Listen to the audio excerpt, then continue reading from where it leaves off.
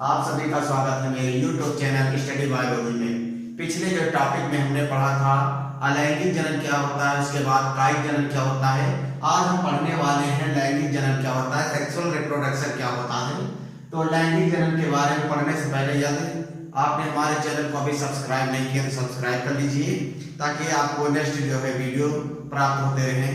ठीक है, तो आज हम चलते हैं लैंगिक जनन क्या होता है। तो लैंगिक जनन क्या होता है? लैंगिक जनन दो भिन्न जनकों के मध्य होने वाला जनन होता है।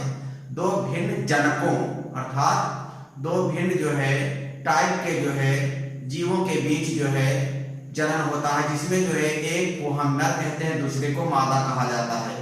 दो जनक होते हैं, एक नर और दूसरा मादा, एक जो है मेल और दूसरा फीमेल होता है। ठीक है, और इन दोनों में नर में विशेष जननांग होते हैं जिनको हम नर जननांग कहते हैं। इसी प्रकार से मादा में मादा जननांग होते हैं। नर में नर जननांग मेल रिप्रोडक्टिव ऑर्गन और मादा में फीमेल रिप्रोडक्टिव ऑर्गन। ठीक है, और नर में क्या होता है, नर जननांग को हम जैसे मनुष्य को ले लेते हैं, मनुष्य में नर जननांग को क्या बोलते हैं, वृषण या टेस्टिस बोलते हैं। उसी प्रकार से मादा में अंडाशय या ओवरी कहते हैं। तो इन जननांगों में अर्थात मनुष्य के जननांगों में नर जननांग की जो कोशिकाएं होती हैं, जैसे हम मान लेते हैं दो भिन्न जनक कौन से, एक नर एक मादा। नर में नर जननांग होते हैं और नर जननांग की कोशिकाएं जो होती हैं वो द्विगुणित होती हैं। द्विगुणित अर्थात डिप्लॉयड होती हैं, 2n होती है। उसी प्रकार से मादा में मादा जननांग होता है और मादा जननांग की भी कोशिकाएं द्विगुणित अवस्था में होती हैं, अर्थात गुणसूत्रों की संख्या डिप्लॉयड स्टेज में होती हैं। जैसे कहने का मतलब मनुष्य के शरीर में सभी जितने भी शरीर की कोशिकाएं को कायिक कोशिकाएं कहते हैं। शरीर में दो प्रकार की कोशिकाएं होती हैं, एक कायिक कोशिकाएं और दूसरी होती हैं लिंग कोशिकाएं। कायिक कोशिकाओं में गुणसूत्रों की संख्या द्विगुणित अर्थात मनुष्य में कितने गुणसूत्र होते हैं, 46 गुणसूत्र अर्थात 23 जोड़ा।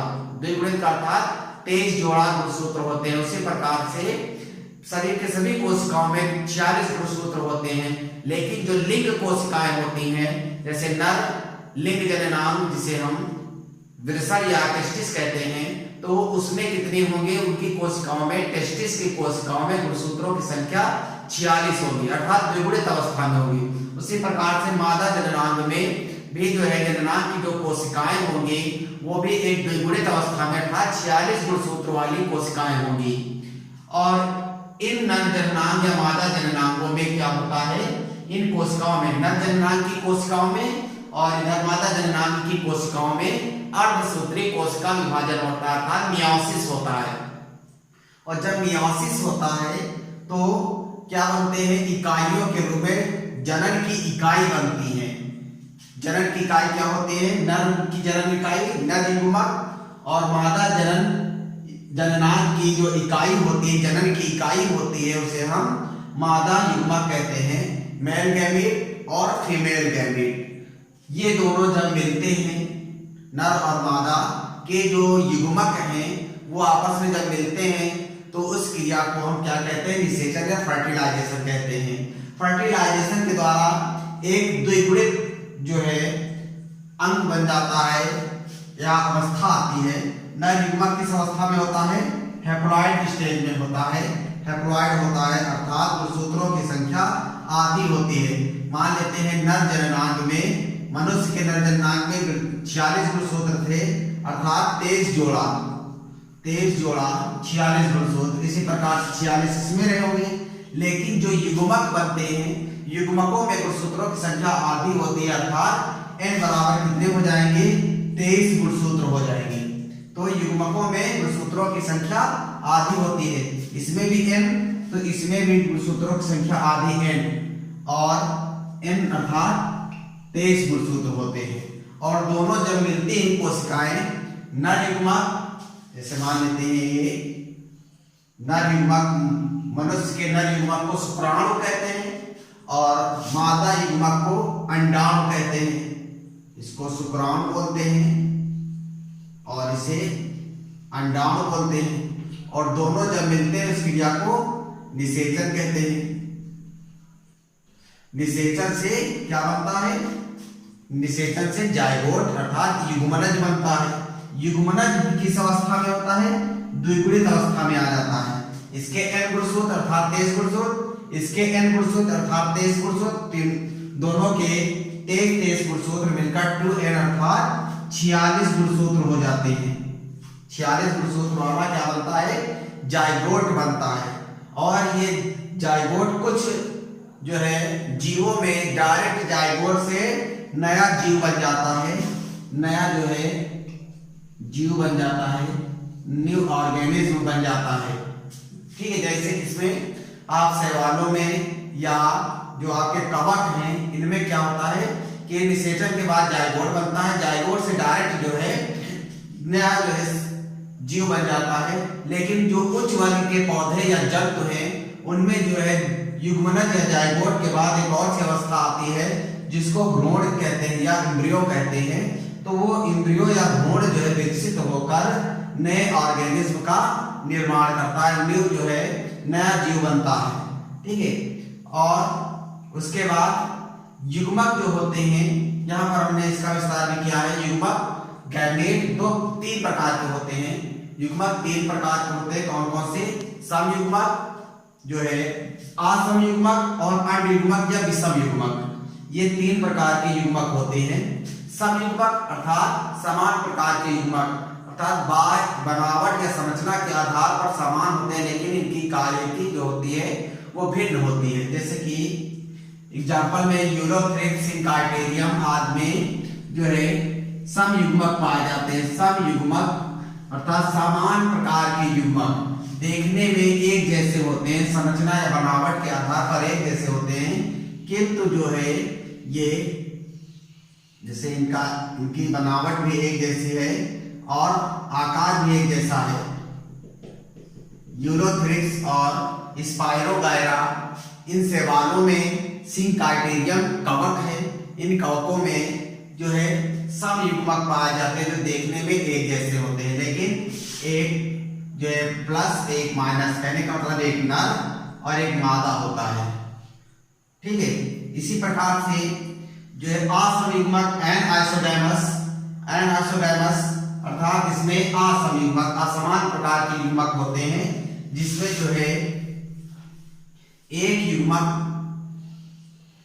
संरचना के आधार पर बनावट की दृष्टि से एक जैसे दिखाई पड़ते हैं, लेकिन ये परिमाप साइज जो होता है इनका अलग अलग होता है, कार्य की भिन्न होती है, कार्य की दृष्टि से भिन्न होते हैं और आकार की दृष्टि से भी भिन्न होते हैं, लेकिन इनकी जो संरचना होती है देखने में बनावट एक जैसी होती है।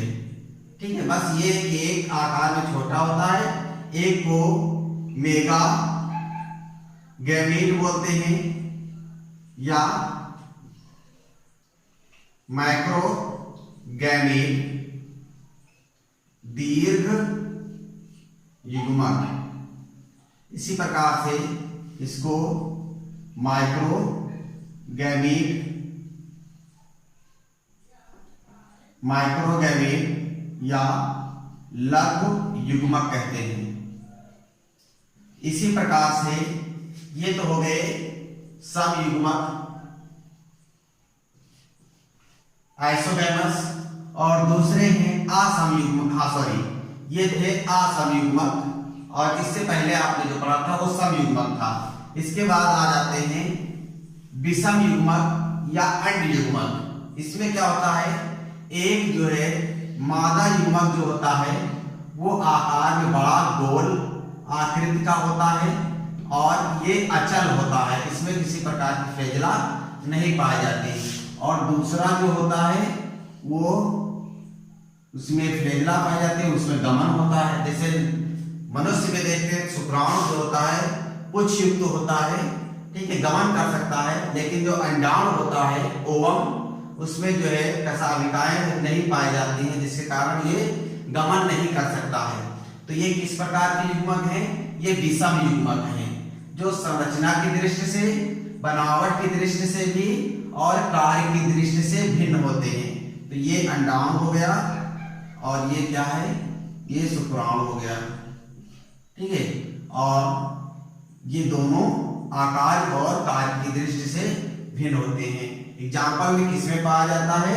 ओडोगोनियम, ये आपका शैवाल है। इसके अलावा कारा में भी पाए जाते हैं अंड युग्मक।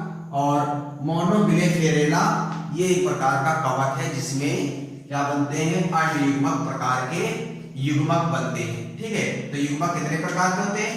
3 प्रकार के होते हैं।